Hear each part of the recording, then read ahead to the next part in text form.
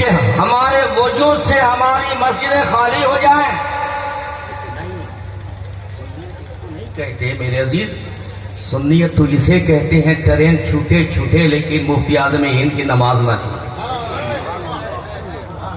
سنیت اسے کہتے ہیں کہ ٹرین کی فکر نہ ہو، سواری کی فکر نہ ہو.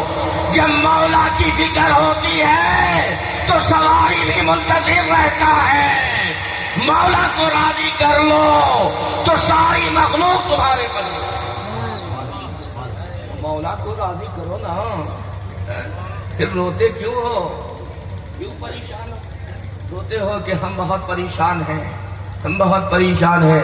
یہ پریشانی کا وبال جو ہے تم نے خود سے پالا ہے. اگر تم نے رب کو راضی کر لیا ہوتا نا تو یہ پریشانی دیکھنی نہ پڑتی. میرے عزیز، میرے دوست، الغرض دونوں ہاتھوں کو باندھ لو، ادب سے بیٹھ جاؤ، سر کو جھکا لو اور پھر یہ تصور کرو کہ میری نگاہیں تو نہیں دیکھ رہی ہیں لیکن مصطفیٰ جان رحمت کی نگاہیں ہمیں دیکھ رہی ہیں. اور پھر درود پاک کی تلاوت کرو، انشاءاللہ مزہ آ جائے گا. درود پاک کی تلاوت کریں. اللہم صلی علی سیدنا و شفیعنا و مولانا محمد کما تحب و ترضى بأن تصلی علیہ. صلاۃ و سلام علیک یا رسول اللہ صلی اللہ تعالی علیہ وسلم. نبی اور آل نبی پہ ایک مرتبہ اور بآواز بلند پڑھیں. صلی اللہ علیہ وعلی آلہ وصحبہ بارک وسلم. صلاۃ و سلام علیک یا رسول اللہ صلی اللہ تعالی علیہ وسلم. خودی کو کر بلند اتنا کہ ہر تقدیر سے پہلے، خودی کو کر بلند اتنا کہ ہر تقدیر سے پہلے خدا بندے سے خود پوچھے بتا تیری رضا کیا ہے. خدا بندے سے خود پوچھے. آج انہیں حقیر سمجھتے ہو لیکن مقام ان کا اتنا بلند ہے کہ کل میدان محشر میں رب ان سے پوچھے گا بتا اے حافظ قرآن تیری مرضی کیا ہے، بتا تو چاہتا کیا ہے. ارے تو خود تو جنت میں جائے گا ہی لیکن اس کے ماں سوا آج جو تیری مرضی ہوگی وہی میری مرضی. یہ خود تو جائیں گے نہیں نا. تو خودی کو کر بلند اتنا کہ ہر تقدیر سے پہلے خدا بندے سے خود پوچھے بتا تیری رضا کیا ہے. اور مٹا دو اپنی ہستی کو اگر کچھ مرتبہ چاہو، مٹا دو اپنی ہستی کو اگر کچھ مرتبہ چاہو کہ دانا خاک میں مل کر گلے گلزار ہوتا ہے. ہزاروں سال نرگس اپنی بے نوری پہ روتی رہی، ہزاروں سال نرگس اپنی بے نوری پہ روتی رہی. ماں باپ نے مدرسہ بھیجا تھا، تمنائیں تھیں، مرادیں تھیں، امیدیں تھیں کہ میرا بیٹا جائے گا. ایک بیٹے کو اپنے کلیجے سے دور کرنے کے لیے پتھر رکھنا پڑتا ہے سینے پہ، صبر کا پتھر رکھنا پڑتا ہے. وہ بیٹا، وہ اولاد جو ماں کی نظر سے چند لمحے کے لیے اگر دور ہو جائے تو ماں پاگل بن جایا کرتی ہے. گلی کوچے میں اس بیٹے کو تلاشتی رہتی ہے. باپ آتا ہے، بیٹے پہ نظر نہیں پڑتی. باپ پوچھتا ہے بیٹا کہاں چلا گیا، بیٹا کدھر کھو گیا ہے. باپ نکل جاتا ہے لیکن وہ ماں جب بیٹے کو مدرسہ بھیجنے لگتی ہے تو چھپ چھپ کے روتی ہے، سینے پہ صبر کی سل رکھتی ہے، کہتی ہے بیٹا مجھے معلوم ہے یہاں تیرے کھانے کا میں انتظام کرتی ہوں، تیرے پہننے کا میں انتظام کرتی ہوں. مجھے فکر رہتی ہے میرا بابو رات میں کھا کے سویا یا نہیں سویا، صبح کا ناشتہ کیا یا نہیں کیا، دوپہر کا کھانا کھایا یا نہیں کھایا. یہ فکر مجھے رہتی ہے. باپ کو تیری پہننے اوڑھنے کی فکر رہتی ہے لیکن میرے لال مجھے معلوم ہے کہ جس جگہ میں تجھے بھیج رہی ہوں وہاں نرم و گداز بستر نہیں ملیں گے، وہاں اچھی اچھی غذائیں نہیں ملیں گی، وہاں فکر کرنے والا بہت کم ہوں گے، فکر کرنے والے بہت کم ہوں گے. لیکن میرے بیٹے یہ سب جان کر کے بھی ہم تمہیں اس مدرسے میں بھیج رہے ہیں. کیوں؟ اس لیے نہیں کہ مجھے دنیا چاہیے، اس لیے بھیج رہا ہوں کہ رب کی رضا چاہیے، مصطفیٰ کی رضا چاہیے. ہم اپنے مولا کی رضا کے لیے یہ ساری قربانی ہم دے رہے ہیں، اور قربانی دینے کے بعد اپنے بچے کو، اپنے اولاد کو بھی دے۔ بتاؤ فکر ہوگی کہ نہیں اس کو؟ بولو، جب جب ماں سوتی ہوگی تب تب اپنے بچے کا خیال آتا ہوگا، جب جب ماں کھانے کے لیے بیٹھتی ہوگی تب تب ان معصوم بچوں کا خیال آتا ہوگا، پتہ نہیں میرے بچے نے کچھ کھایا ہے یا نہیں، کچھ پیا ہے یا نہیں، اس کے لیے انتظام صحیح ہے کہ نہیں۔ لیکن قربان جاؤ اس ماں کے جگر پہ کہ سب جان کر کے بھی مصطفیٰ کی رضا کے لیے اور رب کی رضا کے لیے اسی لیے تو بڑی مشکل سے ہوتا ہے۔ چمن میں دیدہ ور پیدا، ہزاروں سال نرگس اپنی بے نوری پہ روتی رہی۔ بڑی مشکل سے ہوتا ہے چمن میں دیدہ ور پیدا۔ ایک مرتبہ درود شریف کی تلاوت کریں، پھر ایک حدیث تلاوت کروں میں۔ اللہم صلی علی سیدنا شفیعنا مولانا محمد معدن الجود والکرم، منبع العلم والحلم والحکم، وعلی آلہ وصحبہ بارک وسلم، صلاۃ و سلام علیک یا رسول اللہ صلی اللہ تعالی علیہ وسلم۔ میرے عزیز، میرے پیارے اسلامی بھائی، آقا صلی اللہ علیہ وسلم نے ارشاد فرمایا کہ میرے امتیوں، 4 چیز بننا، 5واں مت بننا۔ آپ بننا چاہتے ہو؟ بولیے۔ حضور کی خواہش ہے کہ 4 چیز بننا، 5واں مت بننا۔ اگر 5ویں بنے تو ہلاک کر دیے جاؤ گے، اللہ تمہیں ہلاک کر دے گا۔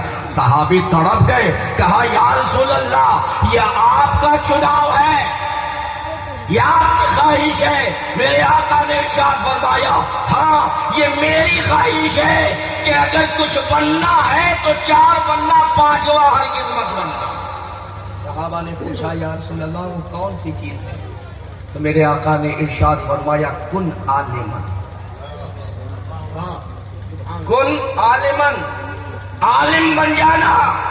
اگر کچھ بننا چاہتے ہو، یہ مصطفیٰ کی زبان ہے، کچھ بننا چاہتے ہو، پتہ یہ چلا کہ میرے نبی کی خواہش ہے کہ ہر میرا امتی اگر بننا چاہے تو پہلے عالم بنے۔ عالم، کن عالمن، عالم بن جاؤ۔ لیکن آقا جانتے تھے کہ مدرسے میں سب داخل نہیں ہوں گے، پیسہ تو دے دیں گے، چندہ تو مفتی صاحب دے دیں گے، 1,00,000 2 لاکھ دے دیں گے۔ مفتی صاحب مناظر اہل سنت کے مدرسہ میں، حضور شہزادہ شیر بہار کے مدرسے میں حضور کے چاہنے والے بہت سارے ہیں جو لاکھوں روپیہ ڈونیٹ کر دیں گے۔ لیکن ذرا ان سے کہو، تعریف تو بڑی ہوگی کہ سیٹھ صاحب بہت دیندار ہے، سیٹھ صاحب بہت دیندار ہے، بہت دین والے ہیں کہ انہوں نے اتنا پیسہ دیا، روم بنا دیا، ہال بنا دیا، بچوں کے لیے یہ دے دیا، وہ دے دیا، سب کچھ دیا، بڑے دیندار ہیں۔ لیکن اسی سیٹھ سے پوچھو کہ سیٹھ صاحب یہ سب کچھ تو صحیح ہے، کیا اس علم کے لیے، اس تعلیم کے لیے اپنی ایک اولاد دو گے؟ تو جواب دے گا نا نا، ہم اپنے بیٹے کو ڈاکٹر بناویں گے، ہم اپنے بیٹے کو IPS بنائیں گے، SP بناویں گے، انجینئر بناویں گے، یہ بناویں گے، وہ بناویں گے۔ یہ تو چہارم کھانے والے، یہ تو چہارم اور 40واں کھانے والے ہیں۔ تو للہ قوم مسلم یاد رکھنا، کبھی بھی ان معصوم بچوں کو یتیم مت سمجھنا، چلہ کھانے والا، چہارم کھانے والا مت سمجھنا۔ پوچھو حضرت سے کہ یہ ہے کون، تو یہ یہی جواب دیں گے دریائے رحمت سے موج نکلی ہے۔ کہہ دے سبحان اللہ، بلند آواز سے کہو، دریائے رحمت سے موج نکلی ہے، اور مسلک اہل سنت کی، مسلک اعلیٰ حضرت کی فوج نکلی ہے۔ یہ وہ جماعت ہے جو نکلی ہے، جس چمنستان سے وہ پھول ہے جو کھلا ہے، تو اس کی خوشبو جو ہے وہ پورے ہندوستان میں اس کی خوشبو ہے۔ سرکار نے ارشاد فرمایا کہ اگر بننا چاہتے ہو تو کیا بنو؟ عالم بن جاؤ، کن عالمن، عالم بن جاؤ۔ لیکن سرکار جانتے تھے کہ مدرسہ سب نہیں جائے گا، تو سرکار نے ارشاد فرمایا سنو، اگر عالم نہیں بن سکتے ہو تو او متعلم، طالب علم بن جاؤ. طالب علم عالم بننا بڑی بات ہے, بڑی مشکل کی بات ہے, لیکن اگر عالم نہیں بن سکتے ہو تم تو متعلم بن جاؤ. اور اگر متعلم بھی نہیں بن سکتے تو سنو او مستمعان, اور سننے والے عالم کے بیان کو سننے والا بن جاؤ. گھر سے نکلو واعظ و نصیحت کی مجلس میں, جلسے میں بزرگوں کی کہ جلسے میں جاؤ تو یہ سوچ کر کے جاؤ کہ آج ہم وارث نبی کی زیارت بھی کریں گے, ان سے مصافحہ بھی کریں گے. اور اس نیت سے جاؤ کہ جب جلسے میں جائیں گے مناظر اہل سنت کا خطاب ہوگا, شہزادے شیر بہار کا خطاب ہوگا. اس خطاب میں جو حدیث بیان کی جائے گی اس حدیث کو ہم اپنے سینے میں بھی محفوظ کریں گے, اپنے ذہن میں بھی محفوظ کریں گے, اور اس پر ہم عمل کریں گے. اور مستمعان, سننے والے بن جاؤ.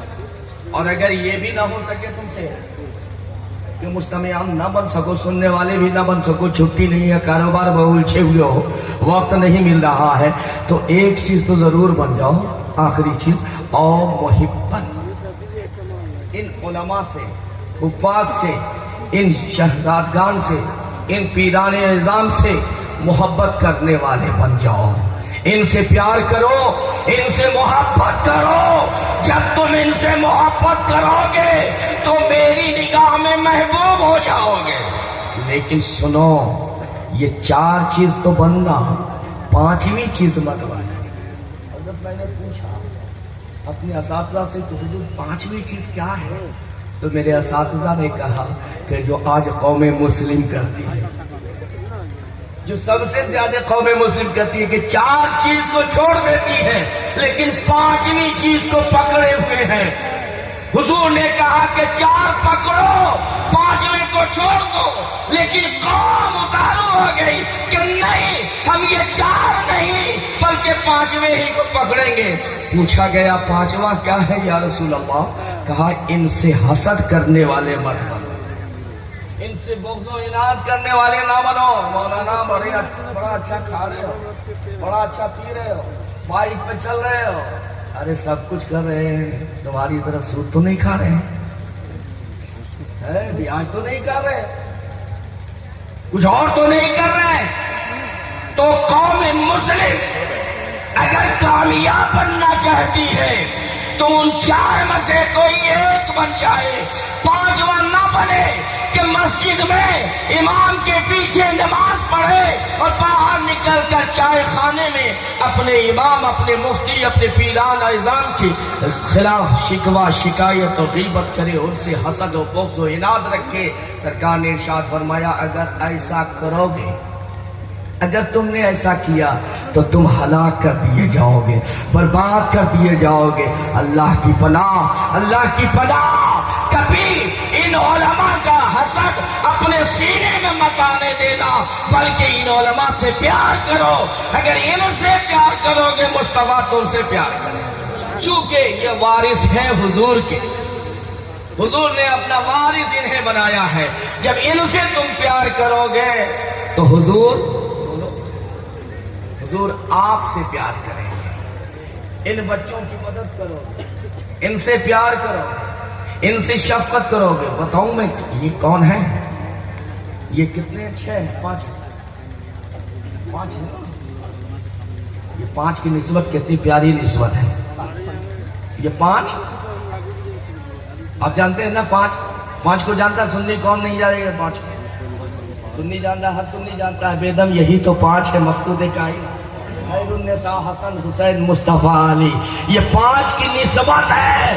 اور 5 کے نام سے ان مدرسین نے شب و روز محنت کیا ایک مصطفیٰ کی بارگاہ بارگاہ میں، ایک علی مولا کی بارگاہ میں، ایک سیدہ کی بارگاہ میں، ایک حسن کی بارگاہ میں، دوسرا حسین کی بارگاہ میں۔ یہ 5 حافظ تیار کیے ہیں دن رات۔ یہ کورے تھے، جب آئے تھے مدرسے میں ان کا سینہ خالی تھا، ان کے سینے پہ کچھ نقش نہ تھا، لیکن جب یہ آئے تو ان مدرسین نے، اہل کمیٹی نے انتظام کیا اور ان مدرسین نے شب و روز محنت کر کے، غور کیجئے، ایک ایک لفظ کو رٹایا ہوگا، ایک ایک آیت کو ان کے سینے میں اتارا ہوگا، کتنی محنت کیا ہوگا، ان کا کتنا احسان ہے ان پر اور ان کے والدین پہ، بولو ہے کہ نہیں احسان؟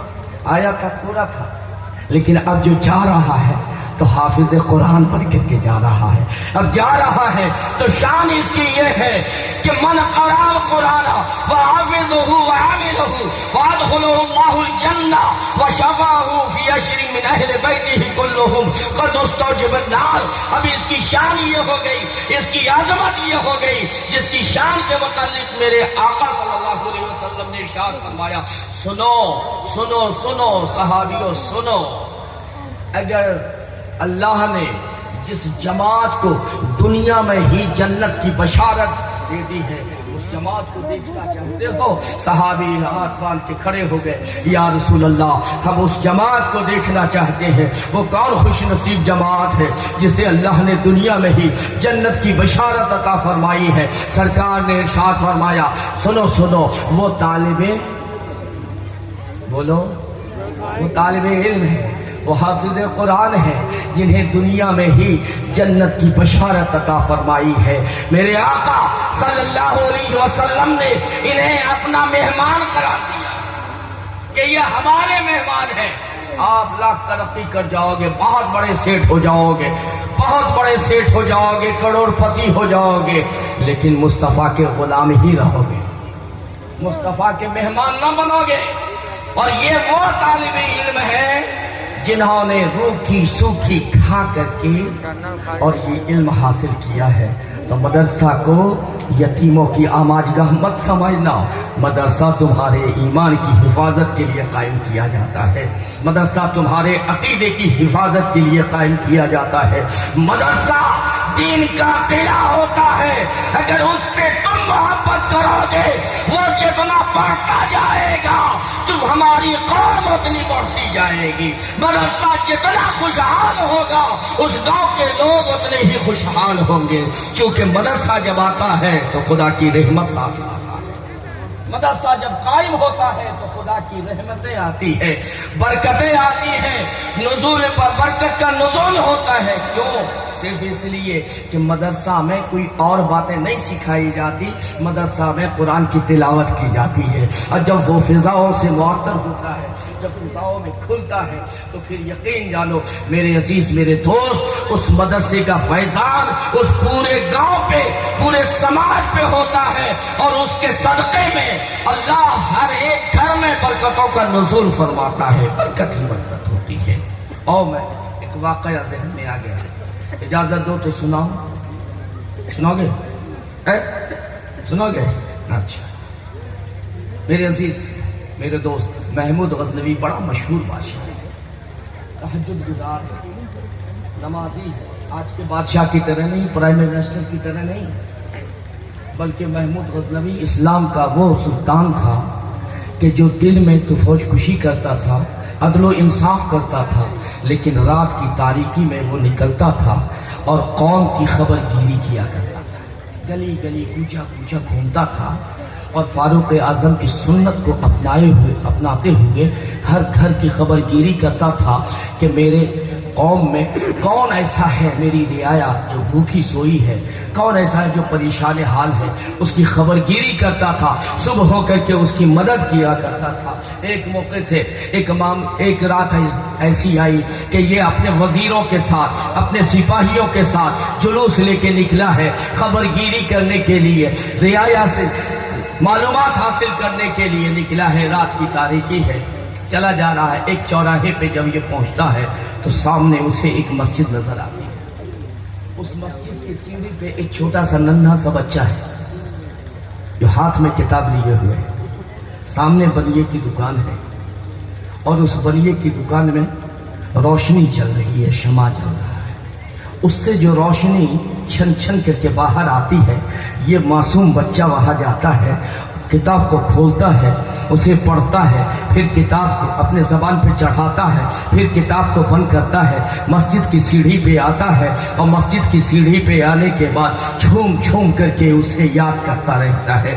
یہ محمود غزنوی نے جب دیکھا تو محمود غزنوی تڑپ گئے۔ محمود غزنوی آگے آئے، قریب جب پہنچتے ہیں تو محمود غزنوی نے اس معصوم سے بچے کو، اس معصوم سے نادان بچے، معصوم سے بچے کو کہ سر پہ ہاتھ رکھا ہے، پوچھا بیٹا ساری دنیا سو رہی ہے، خواب غفلت میں ہے، بیٹا تو تنہا جاگ رہا، تو تنہا محنت و مشقت کر رہا؟ تو محمود غزنوی کو اس ننھے بچے نے جواب دیا تھا، حضور ہم سونے کے لیے نہیں پیدا ہوئے ہیں، پھر ہمیں ہمارے ماں باپ نے سونے کے لیے نہیں بھیجا۔ کہا پھر کس لیے بھیجا ہے؟ کہا مجھے حافظ قرآن بننا ہے۔ کہہ دے سبحان اللہ، مجھے حافظ قرآن بننا ہے۔ کہا تو پھر مدرسے میں جا، مدرسے میں پڑھ، مسجد میں بیٹھ کر کے یاد کر سبق۔ یہ سیڑھی پر بیٹھا ہوا ہے اور اس بنیے کی دکان سے چھن چھن کر آنے والی روشنی سے کتاب یاد کر رہا ہے۔ کہا حضور نہ مدرسے میں اس کا انتظام ہے، نہ مسجد میں اس کا انتظام ہے، تو ہم کہاں پڑھیں، کہاں یاد کریں؟ حضور ہم اس لیے یہاں پہ بیٹھے ہوئے ہیں کہ ہمیں کل سبق یاد کرنا ہے، اور جتنی جلدی ہو سکے اپنی ماں اور اپنے باپ کی تمنا کو پوری کرنی ہے، اس لیے کہ بچپن سے ماں باپ نے میری تمنا پوری کی ہے، آج ماں باپ نے مجھ سے امیدیں لگائی ہیں، تو ہم اپنے ماں باپ کی تمنا کو پوری کرنے کے لیے دن رات محنت کر رہے ہیں۔ کہا اچھا یہ بات ہے، روشنی کا انتظام نہیں ہے؟ کہا نہیں حضور روشنی کا انتظام نہیں ہے۔ تو محمود غزنوی کے سامنے ایک وزیر تھا یا چوکیدار تھا، اس کے ہاتھوں میں شمع تھا۔ شمع سمجھتے ہیں؟ جی نہیں سمجھتے ہیں؟ آپ لوگ تو مظفر پور کے رہنے والے ہیں، سرکار سرکاہی کے علاقے کے ہیں، جنہوں نے ایمان کی حفاظت کی اور شیر بہار نے آپ کے عقیدے کی حفاظت کی ہے، تو آپ ان کے علاقے کے ہیں۔ شمع دان چراغ، تو ہم جتنی وسعت والے ہوتے ہیں ہماری چراغ اتنی ہی قیمتی ہوتی ہے۔ بادشاہ ہے نا، اس کے پاس کس چیز کی چراغ تھی معلوم ہے؟ سونے کا۔ کس چیز کی چراغ تھی؟ سونے کا چراغ تھا۔ اب سونے کا جو چراغ تھا تو بادشاہ نے، محمود غزنوی سلطان نے اپنے اس نوکر سے کہا کہ سنو اسے دے دو، یہ چراغ کی مجھے ضرورت نہیں، اس چراغ کی اسے ضرورت ہے۔ تو خادم نے کہا کہ حضور یہ چراغ جو ہے، یہ چراغ کوئی معمولی چراغ نہیں ہے حضور، یہ چراغ سونے کا چراغ ہے۔ تو محمود غزنوی نے پلٹ کے کہا کہ سنو اب محمود غزنوی کو اب ہمیں سونے کا چراغ نہیں چاہیے، بلکہ ہماری ملت کو حافظ قرآن چاہیے۔ اب یہ مزاج جب دیا ہے اور وہ تحفہ میں پیش کیا ہے، بچہ خوش ہو گیا۔ اب بچہ جب خوش ہوا، چہرے پہ مسکراہٹ آئی ہے، تو محمود غزنوی نے اس کے پیشانی کا بوسہ لیا، کہا بابو جب یاد ہو جائے نا سبق تمہیں، تم میرے حق میں دعا کر دینا، میرے لیے دعا کر دینا۔ اب وہ بچہ نہیں جان رہا ہے کہ اس کو کون سی پریشانی ہے، کون سی مصیبت ہے، جان رہا ہے بادشاہ وقت ہے، لیکن جب اس نے کہا، بچہ گیا قرآن پڑھا، محمود غزنوی گھر گئے، یہ قرآن پڑھا، قرآن جب یاد ہو گیا تو اسے یاد آ گیا کہ بادشاہ نے کہا تھا، محمود غزنوی نے کہا تھا کہ تم میرے حق میں دعا کر دینا، تو اب ہمیں دعا کرنی چاہیے۔ قرآن کو بند کیا ہے، سبق یاد ہوا ہے، ہاتھ اٹھایا ہے، کہا مولا جس نے میری ضرورت کو پوری کی، مولا تو اس کی ضرورت کو پوری کر دے، مولا جس نے میری مدد کی ہے تو اس کی مدد فرما دے، مولا جس نے میری مصیبت کو آسان کیا ہے تو اس کی مصیبت کو آسان کر دے۔ تو محمود غزنوی وہ تھے کہ جنہیں تین باتیں بڑی پریشان کرتی تھیں۔ پہلی بات تو یہ کہ ورد و وظیفہ کا سہارا لیا، بہت ساری نمازیں پڑھی، بہت سارا وظیفہ پڑھا، لیکن سرکار کی زیارت کی تمنا تھی جو زیارت نہ ہو سکے اب تک۔ دوسری تمنا یہ تھی کہ میرا باپ تو ایک سپاہی ہے اور میں ایک بادشاہ ہوں، اور اس وقت حالات یہ تھے کہ ایک ایک کی کئی شادیاں ہوتی تھی، تو پتہ نہیں میں اپنے باپ کا صحیح اولاد ہوں یا نہیں ہوں۔ اور تیسری تمنا ان کی تھی کہ کل میدان محشر میں جو سب سے عظیم طبقہ ہوگا، سب سے بلند طبقہ ہوگا، سب سے پیارا طبقہ ہوگا خدا کی نظر میں، وہ کون سا طبقہ، کون سی جماعت ہوگی؟ تو اب غور کرو، ایک معصوم بچے کی ضرورت کو انہیں پورا کیا، ایک معصوم بچے کی ضرورت کو محسوس کیا، اسے پورا کیا محمود غزنوی نے۔ ابھی گئے ہیں محمود غزنوی، بستر پہ جیسے ہی سوئے ہیں، آنکھ لگی ہے، قسمت ان کی بیدار ہو گئی۔ سر محفل کرم اتنا میرے سرکار ہو جائے، نگاہ منتظر رہ جائے اور تیرا دیدار ہو جائے۔ اور حبیبی یا رسول اللہ، اگر آنا تیرا اس بزم میں کاش ایک بار ہو جائے، تمہاری ایک نگاہ ٹھہرے اور ہمیں دیدار ہو جائے۔ محمود غزنوی سوئے، ایسی نیند پہ ہزار جان قربان ہو جائے کہ جیسے ہی آنکھ لگی ہے، ابھی ادھر آنکھ لگی ہے، قسمت بیدار ہو گئی، سرکار کی جلوہ گری ہو گئی۔ سرکار نے ارشاد فرمایا، اے محمود غزنوی، اے سبکتگین کے بیٹے، اٹھ کھڑا ہو جا۔ تو پہلی تمنا پوری ہوئی کہ سرکار کی زیارت ہوئی۔ دوسرا جو پریشانی تھی، دوسری پریشانی کہ پتہ نہیں میں اپنے باپ کی صحیح اولاد ہوں یا نہیں ہوں۔ تو سبکتگین کے بیٹے کہہ کر کے سرکار نے اس خدشہ کو بھی اس کے دور کر دیا، اس شک و شبہ کو بھی دور کر دیا کہ مصطفیٰ جس کی گواہی دے دے، دوسرا کون اس سے بڑا گواہ ہوگا۔ سرکار نے وہ گواہی دی۔ اور تیسری جو سب سے پریشان کن معاملہ تھا ان کے ذہن میں، آپ نے ارشاد فرمایا، سرکار کائنات صلی اللہ علیہ وسلم نے ارشاد فرمایا، اے محمود غزنوی سن سن، اے محمود غزنوی سلطان سبکتگین کے بیٹے سن، تو نے میرے مہمان کی عزت کی ہے، روز محشر خدا تجھے عزت عطا فرمائے گا۔ اب اس واقعہ سے سمجھو کہ آج ہم جسے یتیم سمجھتے ہیں، جسے غریب سمجھتے ہیں، جسے مسکین سمجھتے ہیں، کبھی پلٹ کر کے ان کے سروں پہ دست شفقت نہیں رکھتے ہیں۔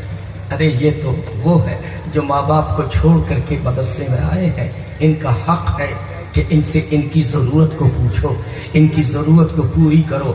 یہ صرف مدرسے کی ذمہ داری نہیں، یہ صرف کمیٹی کی ذمہ داری نہیں، بلکہ پوری امت محمدیہ کی ذمہ داری ہے کہ ان کی ضرورت کو محسوس کیا جائے، ان کے اساتذہ کی ضرورت کو محسوس کیا جائے۔ جب تم ان کی ضرورت کو محسوس کرو گے، جب وہ تم انہیں پیار سے اپنے کلیجے سے لگاؤ گے، تو کل یقیناً میدان محشر میں مصطفیٰ جان رحمت تجھے اپنے کلیجے سے لگائے گے۔ یہ محمد سے وفا تو نے تو ہم تیرے ہیں، یہ جہاں چیز ہے کیا، لوح و قلم تیرے ہیں، لیکن کرو گے کیا؟ حالات اتنے بگڑ چکے ہیں، حالات اتنے بگڑ چکے ہیں کہ پہلے کے وہ لوگ تھے کہ زمانے میں وہ معزز تھے مسلمان ہو کر، آج خار ہوئے ہیں ہم تاریک قرآن ہو کر۔ بس ایک مثال سمجھو، جیسی بوٹی ویسا شوربہ ہوتا ہے،